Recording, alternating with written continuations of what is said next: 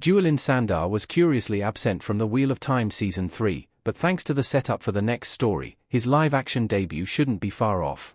A thief-catcher and a key ally to the Wheel of Time's principal cast, Julian Sandar featured prominently in multiple installments in Robert Jordan's Wheel of Time book series. Among those was The Shadow Rising, the book Season 3 just finished adapting to the small screen. Julian Sandar was a supporting player in The Shadow Rising's Tanchico arc. The character joined Nynaeve Ulmira, Elaine Trackand, and Tom Merrilin in tracking down the Black Odger and finding the male Adam that was also being sought by Moghedien.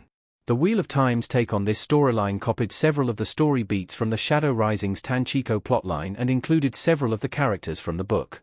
However, it notably drifted away from the source material in a few notable areas, with one of the biggest differences being the absence of Julian Sandar.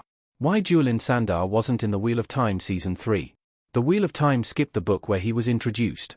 Julian Sandar was with Nynaeve, Elaine, and Tom throughout their stay in Tanchico, using his skill set as a thief-catcher to aid in their pursuit of the escaped Black Odger members.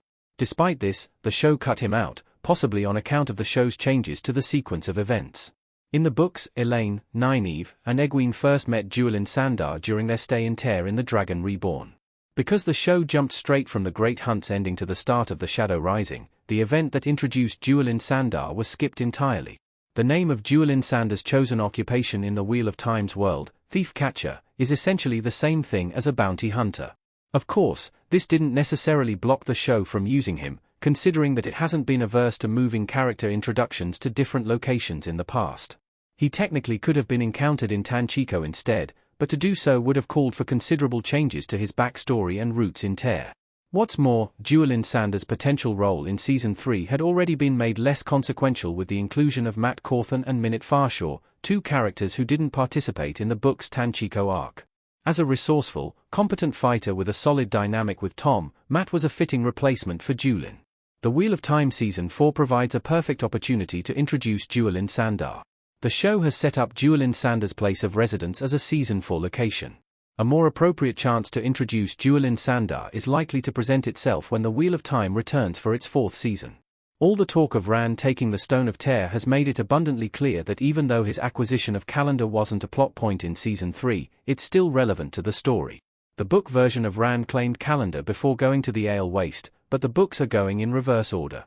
The Wheel of Time Season 3 provided a reminder that the Stone of Tear is still part of the plan, with Moiraine mentioning that Rand now has an army he can use to seize it. With at least a portion of the Wheel of Time's cast headed for the Stone of Tear in the very near future, Season 4 looks to be the ideal time to debut Julian.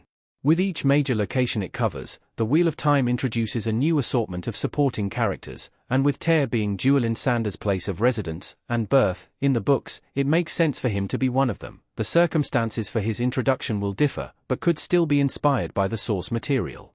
In the book, Julian was hired by Nynaeve, Elaine, and Egwene to help them before being placed under compulsion by Liandrin and forced to betray them.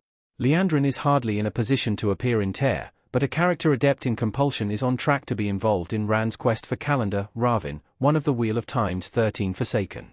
In the Season 3 finale, Lanfear floated the idea of Ravin laying a trap for Rand at the Stone of Tear. This may come in the form of Julian Sandar, who Ravin could use as a pawn in his schemes. And similar to the book character, Julian Sandar could try to redeem himself after coming to his senses, and in turn, establish himself as an ally to the main characters. Several upcoming Wheel of Time stories involve Julian Sandar. Julian Sandar is needed for Nynaeve, Elaine, and Matt's stories. Admittedly, Rand's group is in a better position to meet Julian Sandar than anyone else, even though it's Elaine, Nynaeve, and Matt with whom he shares the most connections. As a major supporting character in their adventures, the Wheel of Time needs him on hand if it's to offer an accurate adaptation of their upcoming stories. By bringing on board when it introduces the City of Tear, the series can pave the way for Julian to join them. The easiest way for that to happen is for them to help Rand claim the Stone of Tear, but for the time being, there's no setup for that to happen. Alternatively, Rand, Moiraine, Aviendha, or perhaps a different character in his current group could send Julian to rendezvous with Elaine, Nynaeve, Matt, Minute, and Tom. With them, he could follow in the footsteps of his book counterpart by playing roles in The Search for Moghedien, The Rescue of Brigitte Silverbow, their time as circus performers in Ibu Dar, and their experiences in Salada where the Aes Sedai rebellion was taking place. Many of these are stories the show has either already set up or is likely to adapt soon. Since Brigitte Silverbow had a cameo as a hero of the Horn in the Wheel of Time Season 2 finale, the show has the framework for the story where Mojhidian yanks her out of Tel Aran Riad. The Ibu Dar arc could be coming as well, considering that it was previously name-dropped and thus confirmed as a location on the map during Elaine and Nynaeve Season 3 arc. On top of all that, there's the matter of Amathera Aelfdene Casmere Luno, the Taraborn a noblewoman and Si-Chan captive that gets mixed up in the adventures of Elaine, Nynaeve, Mat, and Duelin in Ibu Dar and Amadisha. Ultimately, she becomes Duelin Sander's main love interest in the Wheel of Time.